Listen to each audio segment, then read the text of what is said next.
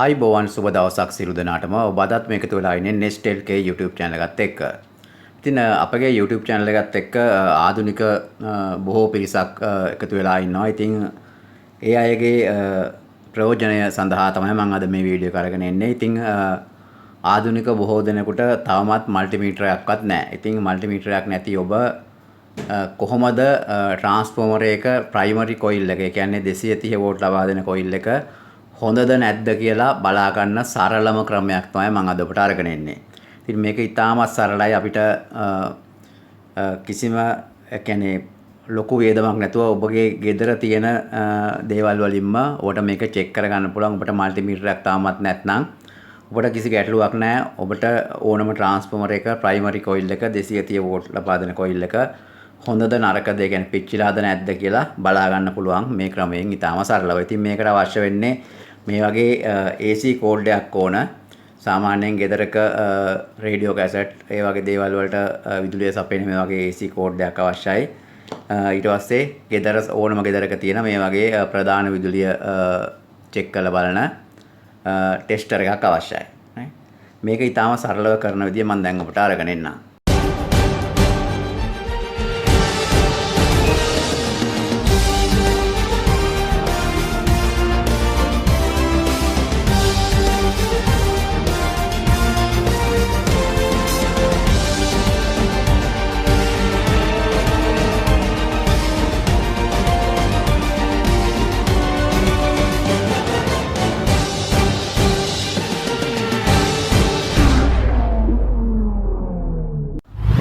මේක ඉතාම පහසුවෙන් කරගන්න පුළුවන්. මම කිව්වා AC කෝඩ් එකක් ගන්න කියලා. AC කෝඩ් එකේ මේ විදියට ඔයගොල්ලන්ට පුළුවන් වයර්, දැන් AC කෝඩ් එකේ මේ වයර්ස් දෙකක් තියෙනවා. මේ එක වයර් එකක් නැතුව එක වයර් එකකට මේ විදියට කනෙක්ටර් එකක් සම්බන්ධ කරගන්න.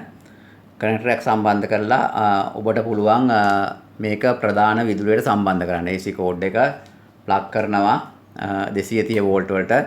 ඊට පස්සේ බලන්න මේ කනෙක්ටර් එක හයි කරපු එකටද 230 වෝල්ට් එන්නේ කියන්නේ ලයිව් වයර් එක කනෙක්ට් කරලා තියෙන ඒකද කියලා බලන්න. ඔබට පේනවා ටෙස්ටර් එක වත් වෙනවා. මම මේ ලයිව් වයර් එක එන ලයිව් එක එන වයර් එකට තමයි මේ කනෙක්ටර් එක සම්බන්ධ කරලා තියෙන්නේ. මේ ටෙස්ටර් එක වත් වෙනවා.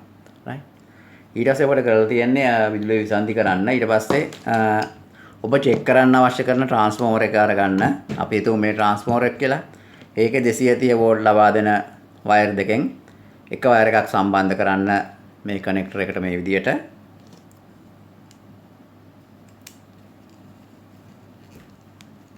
දෙසියතේ වෝල්ට් ලබා දෙන වයර්ස් දෙකෙන් එක වයර් එකක් සම්බන්ධ කරන්න. දැන් ප්ලග් කරන්න මම ඉස්සෙල්ලා කිව්ව විදියට ලයිව් වයර් එක එන විදියට AC කෝඩ් එක ප්ලග් කරන්න.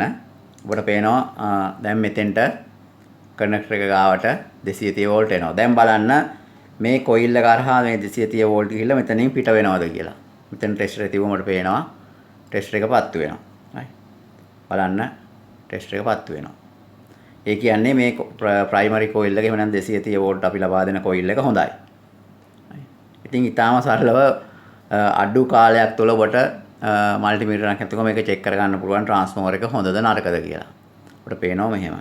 ඉතින් මේ කොයිල් එක පිච්චිලා නම් ඇතුලෙන් මේ ටෙස්ටර් එක පත්තු වෙන්නේ නැහැ. මොකද මේ ලයිව් කනෙක්ෂන් එක ඒ කැලිච්ච තැනින් එහාට යන්නේ නැහැ. එතකොට මේ කෙලවරෙන් අවුට් වෙන්නේ නැහැ. ඒ නිසා ටෙස්ටර් එක පත්තු වෙන්නේ නැහැ.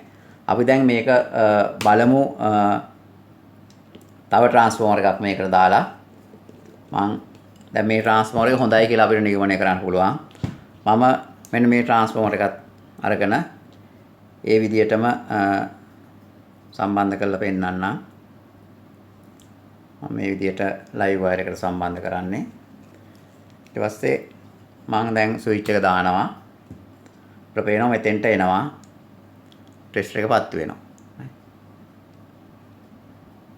ටෙස්ටර් එක පත්තු වෙනවා අපිට පේනවා.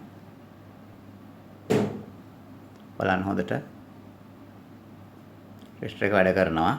මේ කෙලවරෙන් අවුට් වෙනවද කියලා බලන්න. අපිට පේනවා අවුට් වෙන්නේ නැහැ. ඒ කියන්නේ මේ ට්‍රාන්ස්ෆෝමර් එකේ ප්‍රයිමරි කොයිල් එක පිච්චිලා තියෙන්නේ. ඉතින් ඊටාම සරලයි. මේක ප්‍රයිමරි කොයිල් එක පිච්චිලා. මෙතන අපි ලයිව් එක දීලා තියෙනවා. එතන ටෙස්ටර් එක පත්තු වෙනවා. මේ පත්තු වෙනවා ටෙස්ට් එක. හොඳට බලන්න. එතන පත්තු වෙනවා. නමුත් මෙතන කෙලවරෙන් පත්තු වෙන්නේ නැහැ කියලා කියන්නේ ට්‍රාන්ස්ෆෝමර් එකේ ප්‍රයිමරි කොයිල් එක පිච්චිලා තියෙන්නේ.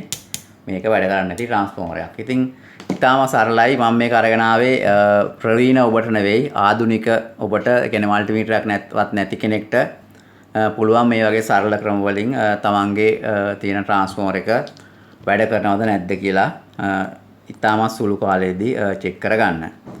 ඉතින් අද වීඩියෝ එක හොඳ නම් වීඩියෝ එක ලයික් එකක් දාන්න, ඒ වගේම යාළුවෝ අතර ෂෙයා කරන්න. ඔබ තාමත් අපගේ YouTube channel එක subscribe කරලා නැත්නම් පහළ subscribe button එක press කරලා subscribe කරලා තියාගන්න.